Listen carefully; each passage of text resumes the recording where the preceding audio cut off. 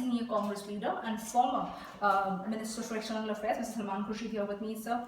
So the UP elections are on right now. The fourth phase just got over. The Prime Minister, making a poll pitch today from Kanpur, spoke about the train derailment that happened in November last year, which claimed 148 lives. Now the investigations are underway, but he spoke about how this particular investigation has thrown up certain facts which suggest that it was a part of a larger conspiracy hatched across the border, has got ISI link, and that there were that was happening in cahoots with certain local connects over here, sir.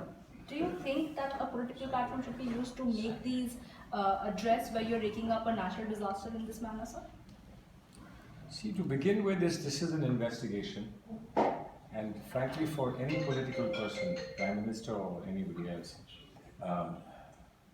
disclosing information, even if they have information, disclosing that information publicly, I'm not quite sure is appropriate.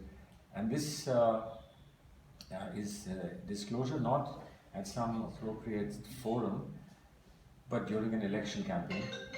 Now, if it's in the election campaign, we must also keep in mind that nobody would want to question the Prime Minister's right to be concerned about anything of the nature of things that he's talked about, such as conspiracies across the border to attack Indian citizens, where they can be soft targets.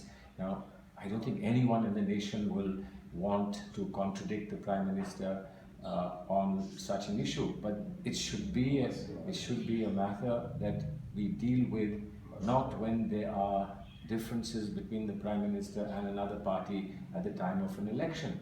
This is something to be used against our enemy at a time when the nation can stand together. And what was the urgency to use it today, except to seek votes? Secondly, if such a thing has happened in this country and is happening in this country, who's responsible for it? Who is supposed to be the custodian? Who's supposed to keep things in check? Who said that we are winning the war against terrorism and we are winning the war against sabotage? And who's the one who went across to Pakistan and held hands with the Prime Minister of Pakistan? Isn't there some explanation called for from this Prime Minister? But we still would not raise these issues during a campaign from the platform of a campaign speech, because this is for us inappropriate. This is for us unacceptable. This is something to be handled at an appropriate time where the Prime Minister will get our support. If such support is sought, he will get our support in the national interest. This is an issue about politics of Uttar Pradesh and the governance of Uttar Pradesh. He should address people about that rather than national issues of this nature.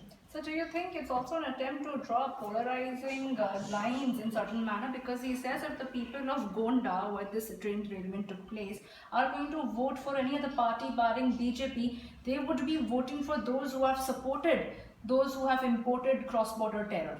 How do you see these statements, sir, closing the heels of the elections for the fifth phase now, when the statements are made? One single word: irresponsible. And if his attempt is to polarize, any reply we give would actually be forwarding his and advancing his intentions. So we should not give any reply. A fitting reply will come from the people, but for the Prime Minister of India to speak in this manner, one word: irresponsible. So on a separate issue altogether, sir, the censor board chief, Pehlaj Nilani, has gotten himself into a controversy even in the past. This time around, there is this award-winning movie called Lipstick Under My Burqa, which is a women-oriented movie with 4 women protagonists. Now, the objection that he has put forth to block the movie's release is that the movie is overtly ladies-oriented and has aspirations above life. Now, this is one gentleman sitting over here as a censor board chief. So, do you think he should be continuing if he has got such regressive mindset? He's the chief of the Board of Certification of Films, not censor board. He thinks that he is the censor of films in this country.